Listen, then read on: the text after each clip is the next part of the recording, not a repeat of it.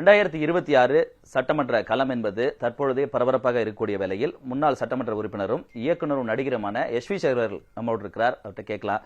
Sir வணக்கம். Sir வணக்கம். சட்டமன்ற தேர்தலுக்கான எல்லா கட்சிகளும் விறுவிறுப்பாக இயங்கிட்டு இருக்கின்றன. கூட்டணி மற்ற கணக்குகள் எல்லாம் போயிட்டு இருக்கு. தொகுதி பங்கீடு மற்ற விஷயங்கள்லாம் உள்ள போயிட்டு இருக்கு.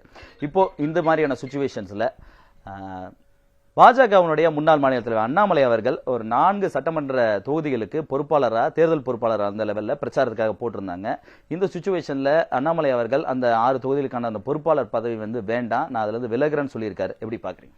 விலகிறேன்னு யார் நம்ம கிட்ட சொல்லியிருக்காரா இல்லை அமித்ஷா கிட்ட சொல்லியிருக்காரா அது தெரியல.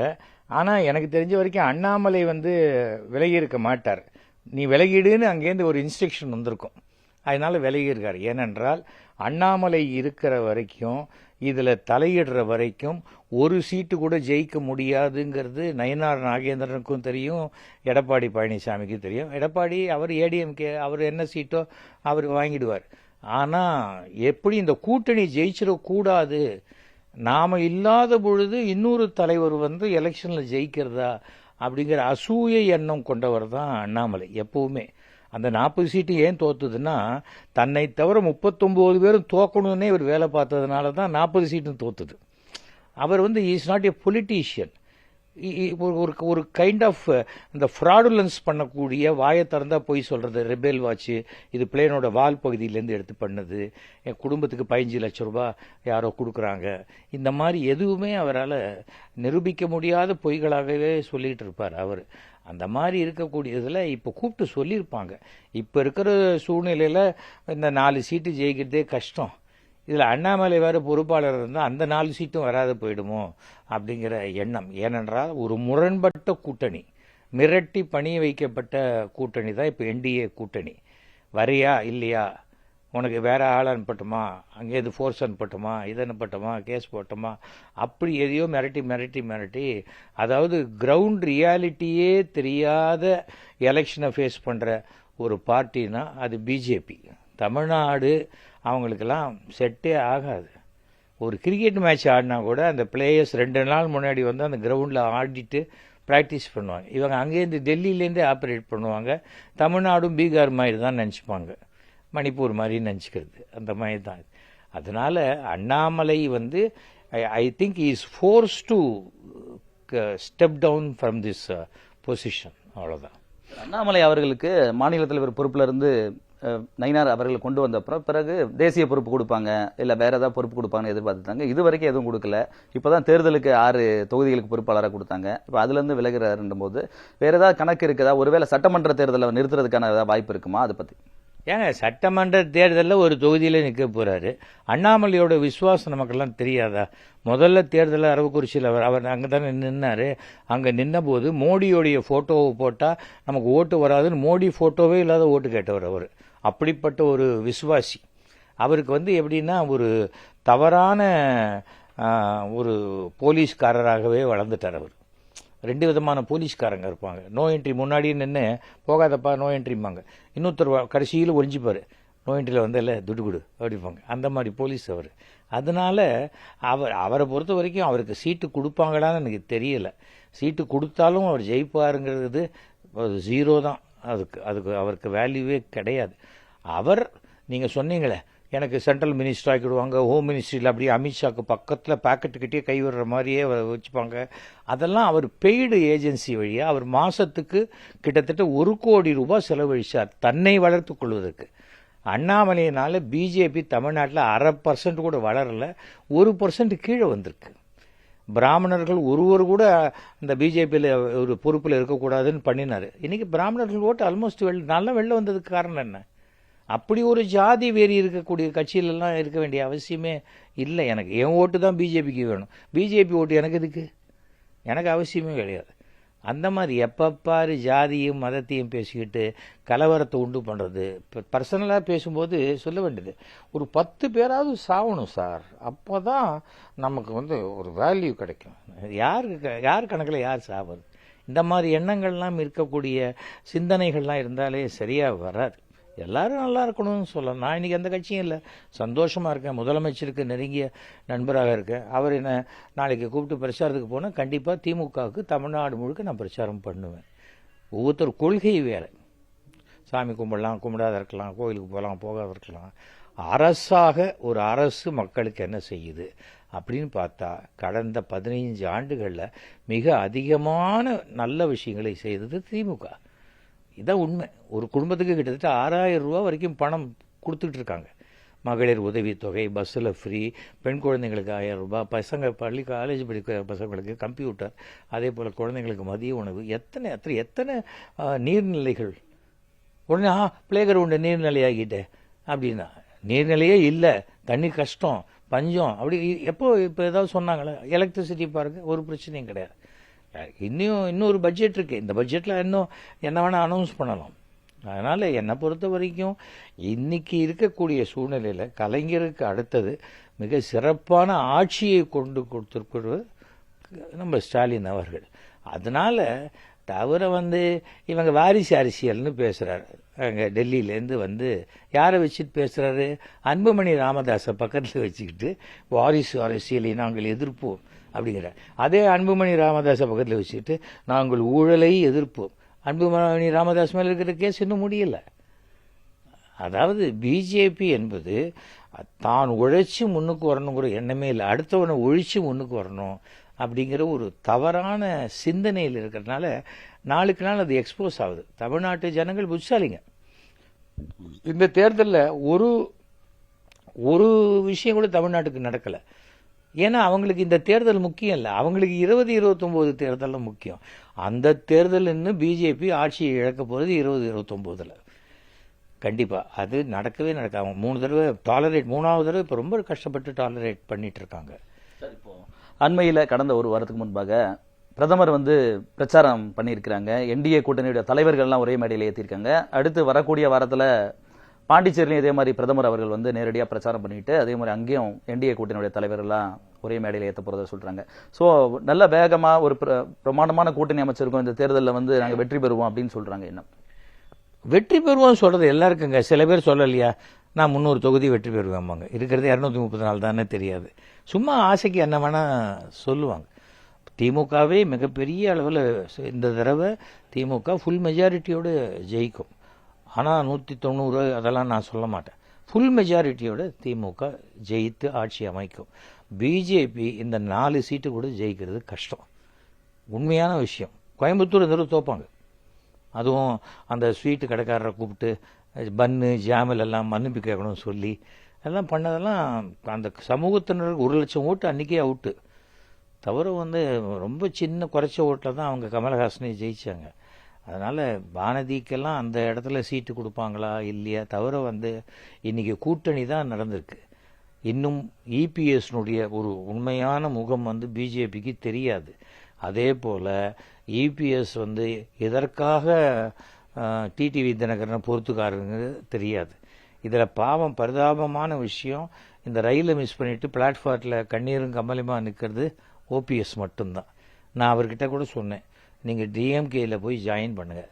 எம்ஜிஆர் டிஎம்கேலேருந்து தான் வந்தார். டிஎம்கேக்கு போகிறதுக்கு என்ன உங்களுக்கு? இதில் ஒன்றும் தப்பு கிடையாது. என்ன டிஎம்கே என்ன தீய சக்தி? யார் தீய சக்தின்னு சொல்கிறாங்க? அப்போ ஏடிஎம்கேயில் இருக்கிற யார் மேலேயும் கேஸ் இல்லையா? இது வரைக்கும் ஒரு கேஸ் கூட கலைஞருக்கு எதிரான கேஸ் போய் கலைஞருக்கு எதிராக தீர்ப்பு வழங்கப்படவே இல்லை. ஜெயலலிதா மேலே தப்பாக தீர்ப்பு வந்திருக்கு, அவங்களுக்கு அகைன்ஸ்டான தீர்ப்பு. சசிகலா மேலே தீர்ப்பு வந்திருக்கு, இபிஎஸ் மேலே கேஸ் இருக்குங்கிறாங்க. அப்புறம் அந்த அரசில் இருக்கிற மினிஸ்டர்ஸ் மேலே கேஸ் இருக்கு, குட்கா கேஸு, அது இது எவ்வளவோ இருக்குன்னு சொல்லிட்டு இருக்காங்க. நிரூபிச்சு தண்டனை அடையாத வரைக்கும் யாரும் குற்றவாளிகள் அல்ல, குற்றம் சாட்டப்பட்டவர்கள். அப்படி இருக்கும்போது ஊழல் ஊழல் ஊழல்னு சொல்லிட்டு இருந்தாக்க தவிர போன தடவை இபிஎஸ் என்ன சொன்னார்? 1000 ரூபாயா, அதை எப்படி கொடுக்க முடியும் அப்படின்னாரு. இப்போ நான் 2000 ரூபா கொடுப்பேங்கிறார்.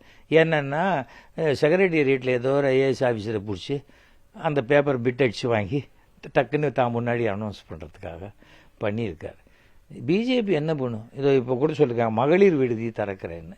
மகளிர் விடுதி பிஜேபி எப்போ திறக்கும் தெரியுமா? நம்ம இதில் எய்ம்ஸ் கட்டி முடிச்சப்புறம்.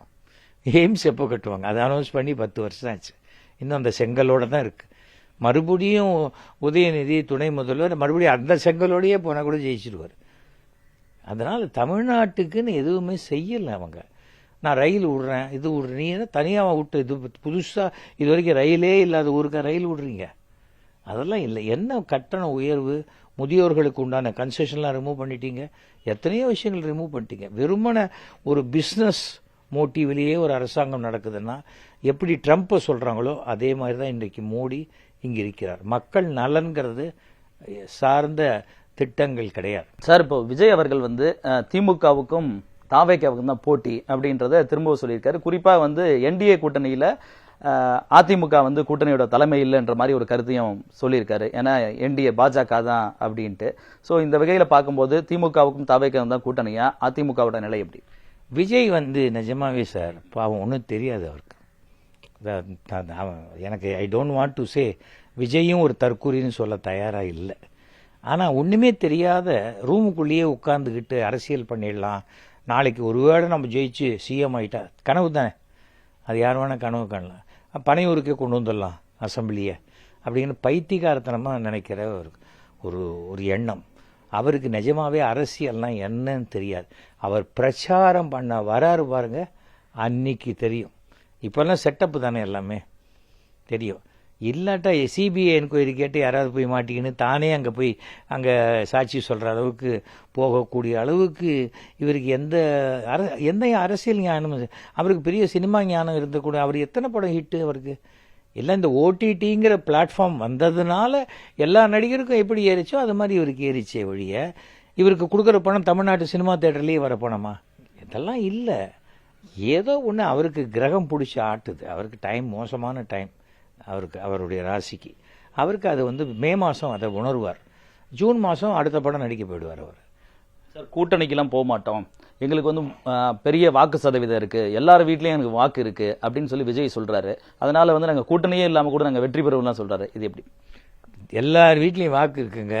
ஆனால் விஜய்க்கு இருக்கிற வாக்கெல்லாம் 8 வயசு பசங்க, 9 வயசு பசங்க, 11 வயசு பசங்க, இதுங்கெல்லாம் வந்து 18 வயசு ஆகிறதுக்கு எத்தனை நாள் ஆகிடும் அந்த குழந்தைங்கள்லாம் வளர்ந்து. அதுக்குள்ளே விஜய்க்கு எவ்வளோ வயசு ஆகிடும். அதனால் இதெல்லாம் என்ன வேணால் பேசட்டாங்க, எல்லாருக்கும் எல்லாம் பேசுகிறதுக்கு உரிமை இருக்குது. கவுண்டிங்னு ஒன்று போகும். எனக்கு தெரிஞ்ச வரைக்கும் விஜய் அப்புறம் கூட யாராவது ஒருத்தர் ஜெயிச்சா பெரிய அதிசயம். விஜயே தோற்கடிக்கப்பட்டாலும் அது ஆச்சரியமில்லை. தமிழக மக்களை முட்டாள்னு நினச்சிக்கிட்டு விஜய் பேசிக்கிட்டு இருக்கார். ஏன்னா ஒரு முட்டாள் கூட்டம் அவர் பின்னாடி நிற்குது. அந்த கூட்டம் வந்து சினிமா பார்க்குற கூட்டம். அதுங்களுக்கு ஒரு பைசா சொந்த காசை போட்டு ஒரு பால் பேக்கெட்டு, ஒரு ரேஷன் அரிசியில் போய் நான் இந்த பாமாயில் எதுவும் வாங்கினது உழைச்சி வர்றதே கிடையாது. எதுக்கு 1000 ரூபா கொடுக்குறதுன்னு ஒரு முட்டாள் அதில் இந்த தாவேக்கையில் ஒரு பொண்ணு பேசுகிறா. அந்த பொண்ணு உழைச்சி சம்பாதிக்கிற பொண்ணா? ஒரு 1000 ரூபா ஒரு வறுமையில் இருக்கக்கூடிய ஒரு குடும்பத்துக்கு எவ்வளோ பெரிய உதவிங்கிறது அவங்களுக்கு தெரியாது. திட்டங்கள் என்றைக்குமே அந்த அப்படியே பென்ஸ் காரில் வரவனுக்கும் இனோவாவில் வரவனுக்காக திட்டம் போடுறது கிடையாது. அடுத்த வேளை சாப்பாட்டுக்கு கஷ்டப்படக்கூடிய ஏழைகள் தான் 70% இருக்காங்க. அவர்களுக்காக போடக்கூடிய திட்டங்கள் தான் அரசின் திட்டங்கள். அதுதான், அதையே அடிப்படையாக தெரிஞ்சுக்கல. இவருக்கு என்ன திட்டம் வச்சிருக்காருன்னு தெரியும். எல்லாரையும் அவர் தலைவராக ஏற்றுக்கிறார். எம்ஜிஆருங்கிறார், எம்ஜிஆர். ஆனால் ஒன்று, எல்லா பொம்மையும் வீட்டில் வச்சுருக்கார், வீட்டுக்குள்ளேயே வச்சு மாலை போடுறார். அதுக்கு கூட வெளியில் வர்றது கிடையாது. ஸோ இப்படி வீட்டுக்குள்ளேயே முடங்கி கிடக்கும் விஜய் மே மாதத்துக்கு அப்புறம் முழுசாக முடங்கிடுவார். அவ்வளோதான் சார். இப்போ நீங்கள் பிரச்சாரத்துக்கு போக தயாருன்னு சொன்னீங்க. ஒருவேளை ஏதாவது சட்டமன்ற தேர்தல் போட்டியிடுறதுக்கு சீட்டு கேட்பீங்களா, இல்லை வெறும் பிரச்சாரம் தானா? என்ன மாதிரியான உங்களுக்கு? நான் ஒரு தடவை எம்எல்ஏவாக இருந்துட்டேங்க. எனக்கு இனிமேல் நான் சீட்டு கேட்டு எம்எல்ஏ ஆகி ஒன்றும் இல்லை. நான் இருந்த வரைக்கும் 5 வருஷம் ஒரு பைசா கூட கரப்ஷன் இல்லாமல் 100% நேர்மையான ஒரு எம்எல்ஏவாக நான் இருந்துட்டேன். தவிர வந்து நான் இன்றைக்கி திமுகவில் சேரல. முதலமைச்சருக்கு நிறைய நண்பராக இருக்கேன். அப்போ போய் சீட்டு நான் கேட்பேன்னு எதிர்பார்க்குறதே தப்பு. நான் ஒரு கட்சியில் இருக்கணும், கட்சியில் ஒரு வருஷம் குறைஞ்சபட்சம் நான் உழைக்கணும், உழைச்சப்புறம் எதிர்பார்க்கணும். எதுக்கு நான் எதிர்பார்க்கணும்? நாளைக்கே ஒரு வேளை எம்எல்சி வருது, எம்எல்சின்னா அன்றைக்கி கொடுத்துட்டு போக போகிறாரு இல்லையா? சரி, சேகரை டெல்லிக்கு அனுப்பலாம் அப்படின்னு அவர் நினச்சா டெல்லிக்கு அனுப்ப போகிறாரு. ஒன்றும் இல்லையா, என்னுடைய நண்பராக இருக்க நெஞ்சில் இடம் கொடுத்துருக்கேன், சந்தோஷம், போகிறோம். எனக்கு அவசியமே இல்லை. நான் இன்னைக்கு அரசியலுங்கிறத நான் தேர்தல் அரசியலை விட்டுட்டு வந்து 15 வருஷம் ஆயிடுச்சு. பிஜேபியில் சேரத்துக்கு முன்னாடியே சொல்லிட்டு தான் வந்தேன், நான் இனிமேல் தேர்தலில் நிற்க மாட்டேன் அப்படின்னு சொல்லிட்டு தான் வந்தேன். அதுக்காக எனக்கு இல்லை. இப்போ ராஜாவுக்கு சீட் கொடுத்தா எடுத்துவார். அவர் உடம்பு சரியில்லாட்ட கூட அவர் பரவாயில்லன்னு வருவார். அது அவங்களுக்கு வேற எண்ணம். எனக்கெல்லாம் சமூக சேவை செய்யறதுக்கு நான் அரசியல்வாதியாக இருந்தால் தான் செய்ய முடியுமா? எங்கள் தொகுதி எம்எல்ஏ வேலு இருக்காரு. எனக்கு ஏதாவது செய்யணும் வேலுக்கிட்ட சொன்னால் வேலு செஞ்சுட்டு போக போகிறாரு. இல்லை வேலுவால் செய்ய முடியல, அதுக்கு மேலேன்னா சிஎம்முக்கே ஒரு லெட்டர் கொடுத்து செஞ்சுட்டு போகிறோம். அவ்வளோதானே. அதுக்கு மேலே நம்ம எல்லாத்துலேயும் நம்மளே போய் நிற்கணும்னா அவசியமே இல்லை. சினிமாவில் ஏதாவது செஞ்சுக்கணுமா? துணை முதல்வர் உதயநிதி ஸ்டாலின் அவர் இந்த சமயத்தில் நான் இந்த 2015 வருஷத்துக்கு இந்த சின்ன திரைக்கு என்னை வந்து வாழ்நாள் சாதனையாளர் விருது கொடுத்த தமிழக அரசுக்கு என்னுடைய மனமார்ந்த நன்றியை நான் தெரிவிச்சுக்கிறேன். நான் இன்னைக்கு தான் பார்த்தேன் இந்த விஷயத்தையே, நமக்கு ஒரு அவார்டு கொடுத்துருக்காங்கன்னு. அதனால் என்னை பொறுத்த வரைக்கும் நல்ல அட்மினிஸ்ட்ரேட்டிவ் உள்ளவங்க வரணும், அவ்வளோதான். நம்மளே வரணும்னு அவசியமே இல்லை. திமுக மறுபடியும் வருவது தமிழ்நாட்டுக்கு நல்லது, இந்தியாவுக்கு பெருமை. அன்றைக்கி அவ்வளோ சொன்னாங்க தமிழ்நாடு வரல சொன்னாங்க. பார்த்தா இதில் மேனுஃபேக்சரிங் இதில் நம்ம தான் நம்பர் 1 இருக்கும், எஜுகேஷன் நம்ம தான் இருக்கும். ஆனால் சும்மா சேர்த்த எனக்கு மோடி அவர்கள்கிட்ட மிகப்பெரிய ஏமாற்றம். ஒரு தேர்தல்னு வரும்போது ஒரு வேற முகத்தை வச்சுக்கிட்டு ஒரே ஒரு திருக்குறளை மட்டும் சொல்லிட்டு கண்டபடி பேசுறது வந்து அவர் வகிக்கும் பதவிக்கு அழகானது அல்ல. அவர் இன்னும் கொஞ்சம் Amit Shah பேசுகிறாருன்னா okay, Modi பேசிருக்கோம். As a prime minister of India. Prime மினிஸ்டருங்கிறது யார்? கை கால் உடம்பு காது கண்ணு மூக்கு எல்லாத்துக்கும் சேர்ந்த ஒரு உருவத்துக்கு தான் அவர் பிரைம் மினிஸ்டர். இல்லை எனக்கு கை சரியில்லை, கால் சரியில்லை, மூக்கு சரியில்லை, அப்போ பிஜேபி ஆளுற மாநிலம் மாத்திரம் தான் நல்லா இருக்கா? அப்போ மணிப்பூரில் போய் ஆள வேண்டியது தானே. அதனால் நமக்கு எத்தனையோ ஓட்ட உடசலை வச்சுக்கிட்டு டபுள் இன்ஜின்ங்கிறாங்க. எதுக்கு டபுள் இன்ஜின்? இங்கே என்ன 600 தொகுதியாக இருக்குது, 234 தொகுதி தானே இருக்குது. 234 தொகுதிக்கு எதுக்கு டபுள் இன்ஜின்? எப்போ டபுள் இன்ஜின் போடுவாங்க தெரியுமா? முதல்ல சாதாரணமாக ஒரு ட்ரெயினில் 18 கம்பார்ட்மெண்ட் இருக்குன்னா அன்றைக்கி வந்து அந்த அதில் வந்து 28 கம்பார்ட்மெண்ட்டில் 30 கம்பார்ட்மெண்ட் சேர்க்கும் பொழுது இழுப்பதற்காக போகணும். இவங்க சும்மா கையை தூக்கி நிற்க போகிறாங்க. நிற்கிறவங்களுக்கே ஒவ்வொரு சீட்டு தான், நிற்கிறவங்களுக்கே ஒவ்வொரு ஓட்டு தான் வரப்போகுது. ஏன்னா அதான கூட்டணி அவங்களுக்கு.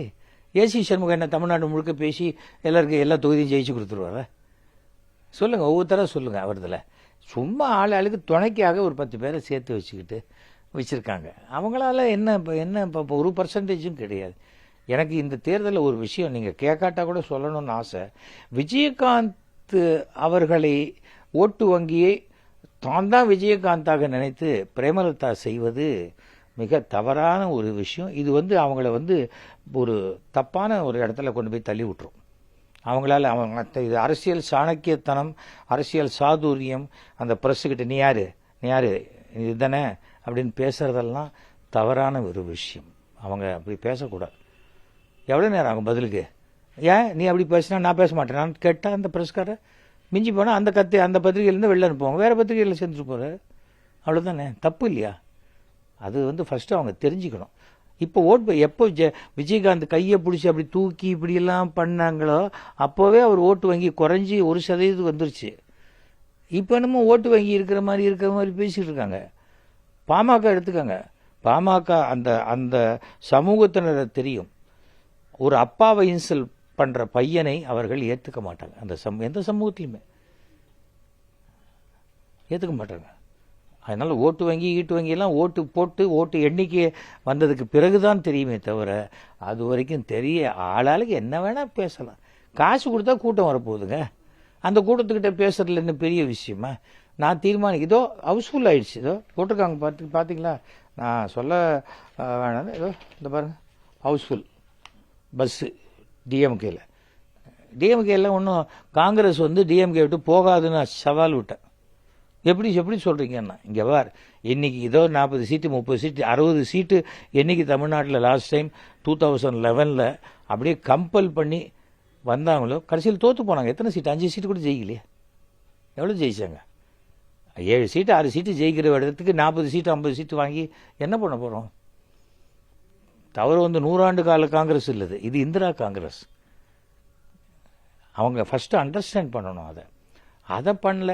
நாளைக்கு அந்த மாதிரி கூட்டணி முறிஞ்சதுன்னா டெல்லியில் அவ்வளோ மொத்த என்டிஏ கூட்டணி அந்த இது இருக்குல்ல இந்து கூட்டணி அதில் அப்படியே திமுக சப்போர்ட் பண்ணாது.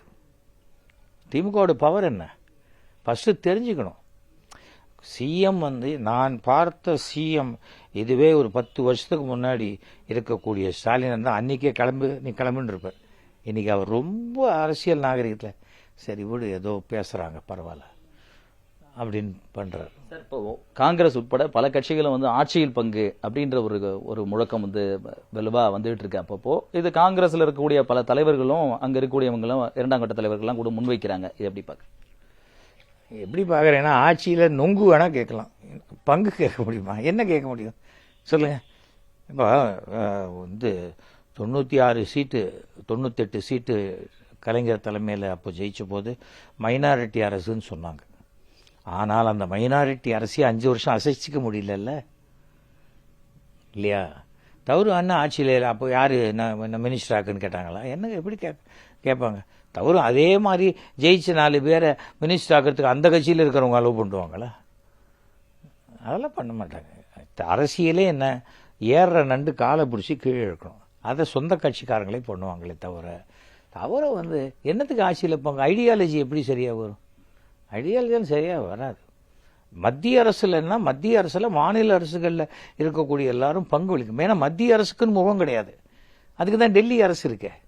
டெல்லி தான் இன்னைக்கு பார்க்குறோமே மாசுல என்னமா இருக்கு, குப்பை புகையும். அதையே சரி பண்ண முடியல இவங்களால. இவங்க எப்படி இந்தியாவை சரி பண்ணுவாங்க? அப்போ இந்தியாவில் இருக்கிற எல்லா மாநிலங்களுடைய பர்ஃபார்மன்ஸுடைய பெருமையை மோடி தான் வாங்கி போடுகிறார். அவ்வளோதான். அதனால் காங்கிரஸ் வந்து ராகுல் அவர் வந்து ஒரு வைஸ் பர்சனாக இருந்தால் இந்த பங்கு நொங்கு இதெல்லாம் கேட்க மாட்டாங்க. விஜயோட போகலாம். ஆனால் விஜயோட அவர் ராகுலோட விஜய் பிரச்சாரத்துக்கு வருவாரா? ராகுல் ஹிந்தியில் பேசுவார், இங்கிலீஷில் பேசுவார், இவர் என்ன தமிழில் பேசுவார். இல்லைன்னா கேமராலாம் ஆஃப் பண்ணுங்க, நான் பேசுகிறேன், NDTVக்கு கொடுக்குற இன்டர்வியூ மாதிரி பேசுகிறேன் அப்படிம்பாரு. அதெல்லாம் கதைக்கே ஆகாதுங்க. விஜயை நம்பி எப்படிங்க போக முடியும்? ஏன்னா விஜயை நம்பி போனதில் பரிதாபத்துக்குரிய முதல் நம்பர் வந்து செங்கோட்டையன். இப்போ விஜய் காருக்கு முன்னாடி கீழே குந்திக்கின்னு வணக்கம்மா நீங்கள் போங்க பேசிட்டு போங்கன்னு சொல்லுவாரா? என்னதுக்கு அப்படி? அந்த மாதிரி ஒரு சூழ்நிலை இருந்தால் அரசியல் விட்டு என்ன மாதிரி வெளில வரணும். இபிஎஸும் ஓபிஎஸும் அரசியல் விட்டு வெளில போகிறது பெட்டர். அவர் இல்லையா எப்படியாவது என்னை சேர்த்துக்கன்னு ஏன் கதறார் அவர்? எதுக்காக கதறணும்? அவசியமே இல்லையே. எதுக்காக அவர் பண்ணுறாருன்னு தெரியல. எந்த இது நான் என்ன எப்படியா அப்போ பேசாமல் ரெட்டையெல்லாம் விட்டுட்டு போயிட்டு பிஜேபியில் இன்னைக்கு தாமரை சின்னத்துலேருந்து போயிட வேண்டியது தானே. என்ன புரியாத இருக்குது எனக்கு நிஜமாவே. நான் சாகிற வரைக்கும் அரசியலே இருப்பேன், சாகிற வரைக்கும் நான் மினிஸ்டராக இருப்பேன், சாகிற வரைக்கும்னு அப்படியே பேசிட்டு தான் ஜனங்க செத்துடுறாங்கல்ல. ஜனங்க பிழைக்க வேண்டாமா? நான் என்ன சொல்கிறேன், ஒரு கொஞ்சம் அரசியல் சாணக்கியத்தனம் இபிஎஸ்க்கு இருக்கக்கூடிய சாணக்கியத்தனம் ஓபிஎஸ்க்கு இல்லை. அவர் சீட்டு நுண்ணிலேயே உட்காந்தார், அப்படி தட்டி விட்டோன்னு புத்துன்னு விழுந்துட்டார். வந்த உடனே அப்படி சாஞ்சு உட்காந்துக்கிட்டார். அப்படி இபிஎஸ் ஒன்றும் பண்ண முடியல. இதுதான் அடிப்படை. எனக்கு பர்சனலாக ஓபிஎஸ் நல்ல ஃப்ரெண்டு, நல்ல நண்பர். நண்பருங்கிறதுனால தான் நான் பர்சனலாக போய் பார்த்து சொல்லிட்டு வந்தேன். முடிவெடுங்க, ஒரு கொடுங்க இல்லை. நாளைக்கு துரைமுருகன் எலெக்ஷனில் நிற்காத கூட துரைமுருகனுடைய இடம் உங்களுக்கு கொடுக்கப்படுற அளவுக்கு பண்ணுவாங்க சார், மரியாதை கொடுப்பாங்க சொன்னேன். ராஜா என்ன திட்டுறாரு திமுக அரசு? உடம்பு சரியில்லைன்னா யார் முதல்ல போய் பார்த்தது? ரஜினிகாந்த் இல்லை, ஸ்டாலின் முதலமைச்சர் போய் பார்த்தார். முதலமைச்சர் அவர் நலம் பெற வாழ்த்துக்கிறேன்னு ட்வீட் போட்டிருந்தாங்க, யாராவது திட்ட போகிறாங்களா? முதல்ல மனிதர்களை நம்ம புரிஞ்சுக்கணும், யார் நமக்கு மரியாதை கொடுப்பாங்கன்னு புரிஞ்சுக்கணும். அதையே புரிஞ்சுக்கலன்னா அவருக்கு ஒன்றும் சொல்லிக் கொடுக்குற வயசுலாம் கிடையாது. அவர் புரிஞ்சுக்கணும், அவ்வளோதான். தவிர இன்னொன்று வந்து டெல்லி யார் மேலே எந்த கேஸை போட்டாலும் எந்த கேஸுக்கும் இன்னும் குறைஞ்சபட்சம் 20 வருஷத்துக்கு அந்த கேஸ் இழுத்துக்கிட்டு தான் இருக்கும். அந்த 20 வருஷம் சந்தோஷமாக இருந்துட்டு போங்களேன், அவ்வளோதான் என்னுடைய கருத்து. அதுக்காக நான் சொல்கிறேன். ஏன்னா நம்ம மக்களுக்கு நல்லது நடக்கணும், நான் தமிழ்நாடு நல்லா இருக்கணும்னா டிஎம்கே வரணுங்கிறது என்னுடைய ஆசை. நன்றி சார். தமிழகத்தில் இன்றைய அரசியல் சூழல் குறித்தும் அதேபோன்று கூட்டணி கட்சிகளுடைய நிலைகள் குறித்தும் பல்வேறு விவரங்களை நடிகரும் இயக்குனருமான SV சேகர் அவர்கள் பகிர்ந்திருக்கிறார். புதிய தலைமுறைக்காக ஒளிப்பதிவாளர் சதீஷுடன் சுரேஷ்குமார்.